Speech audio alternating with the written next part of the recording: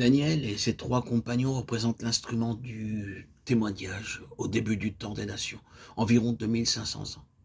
Le songe de Nebuchadnezzar à ce moment est l'occasion d'une révélation exceptionnelle concernant la suite des événements pendant ce temps des nations. Il faut observer à ce propos que le début d'une économie est toujours marqué par une lumière spéciale et que cette même lumière réapparaît à la fin de l'économie. Mais elle réapparaît avec un caractère particulier d'insistance de la part de Dieu. Insistance portant sur la nécessité de conformer sa vie à la lumière reçue. De même, les conditions générales qui prévalent au début d'une économie se remarquent également à la fin de cette économie. Ainsi, au début du temps des nations, nous voyons Joachim, roi de Juda, mais déjà tributaire de Nebuchadnezzar, tailladé avec un canif et jeté au feu la parole de Dieu. Jérémie 36, 23. Mais aujourd'hui, à la fin du temps des nations, que voyons-nous? Nous voyons les représentants officiels de Dieu sur la terre rejeter eux aussi la parole de Dieu.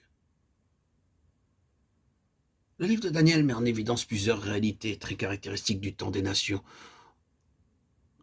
La première est le gouvernement du monde du côté humain et entre les mains des nations et de leurs chefs.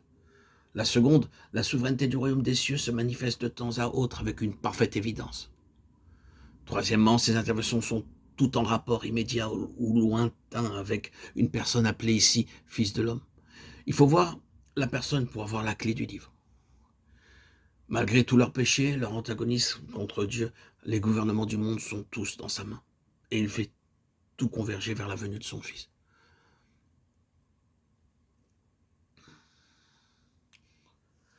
Au milieu des nations et de leur gloire passagère, le gouvernement de Dieu s'affirme par le moyen d'un instrument humain, le témoignage de Jésus, qui est l'esprit de la prophétie. Cet instrument est l'objet d'une activité intense, tant de la part du ciel que de la part de l'enfer. Moralement, c'est lui qui règne.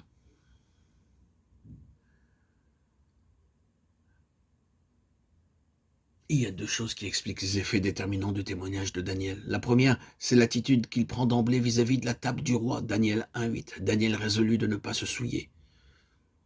Non pas que ce vin ou ces mets eussent quoi que ce soit de mauvais en eux-mêmes.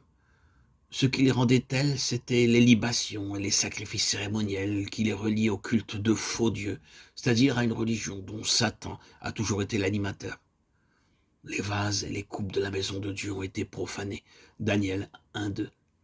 Et Daniel se refuse à faire le moindre compromis avec un système spirituel qui, de tout temps, s'est dressé contre Dieu. Ainsi, le témoignage de Jésus représente une position prise contre un certain ordre de choses. Aucune vie ne peut être féconde spirituellement, aucune existence ne peut faire progresser le témoignage de Jésus ou hâter la consommation du dessein de Dieu si elle n'occupe pas une position de séparation absolue vis-à-vis de cet ordre de choses. Un seul contact douteux et toute la puissance du Dieu des cieux par cet instrument est mise en échec.